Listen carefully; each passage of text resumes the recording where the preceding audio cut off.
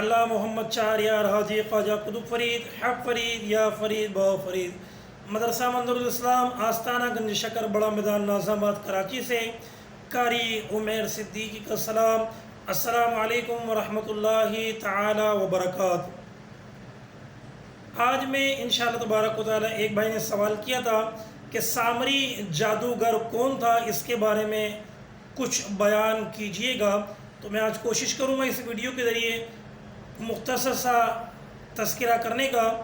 گفتگو شروع کرنے سے پہلے میری گزارش ہے، میرا چینل قاری عمیر صدیقی کو جہاں میری تصویر لگی ہوئی ہے اس سے آگے نام لکھا ہوگا قاری عمیر صدیقی، اس سے آگے انگلش میں سبسکرائب لکھا ہوا ہے، آپ سبسکرائب کو ٹچ کر دیجئے گا۔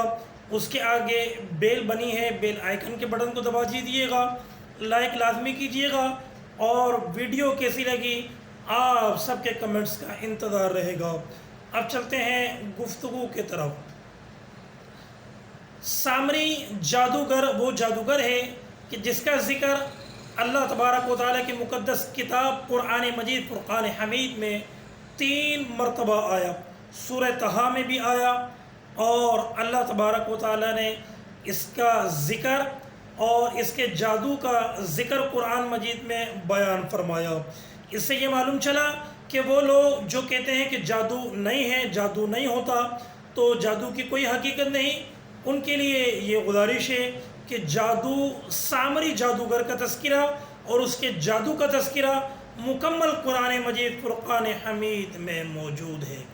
سامری جادوگر کا نام موسیٰ ابن ظفر تھا۔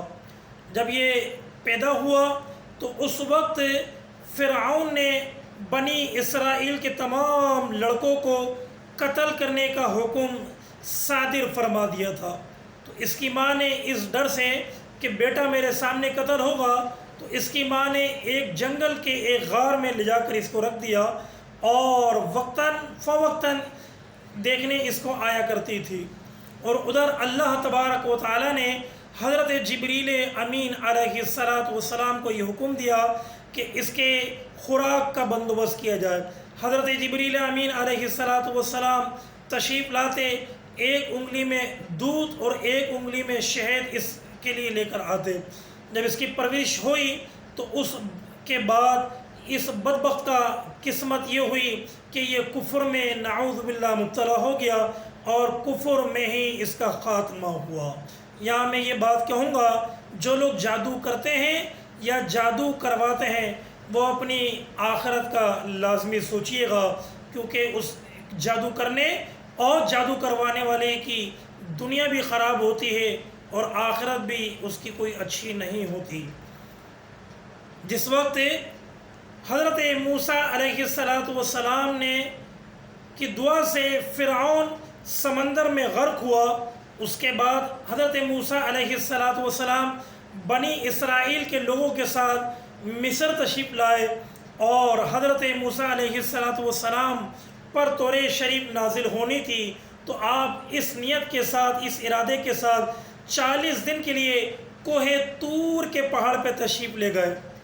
یہاں بات معلوم چلی کہ جو لوگ 40 دن کا چلہ کرتے ہیں، یہ 40 دن کا چلہ حضرت موسیٰ علیہ السلام کی سنت ہے۔ جب حضرت موسیٰ علیہ السلام تشریف لے گئے تو یہ جو سامری جادوگر تھا جس کا نام موسیٰ ابن ظفر تھا، اس کو سونا اور چاندی پگھلا کر چیزیں بنانے کا ہنر آتا تھا۔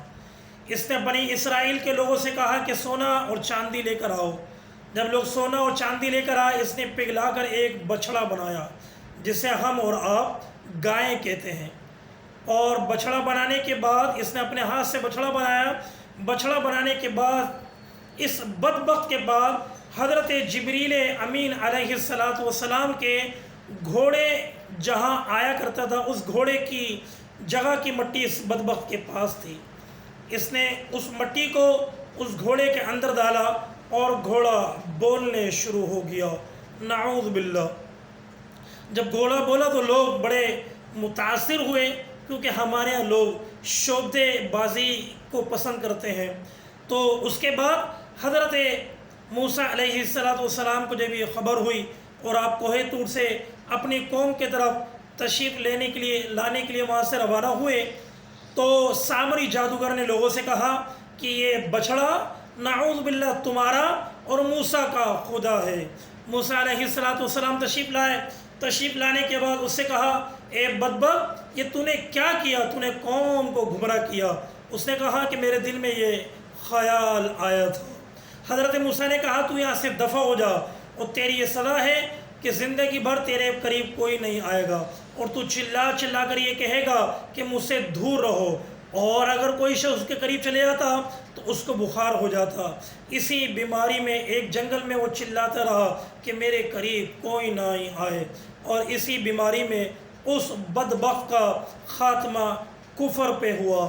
تو اللہ تبارک و تعالی ہمیں جادو سے اور جادوگروں سے محفوظ فرمائے، آمین بجاہ النبی الامین صلی اللہ تعالی علیہ وآلہ وسلم۔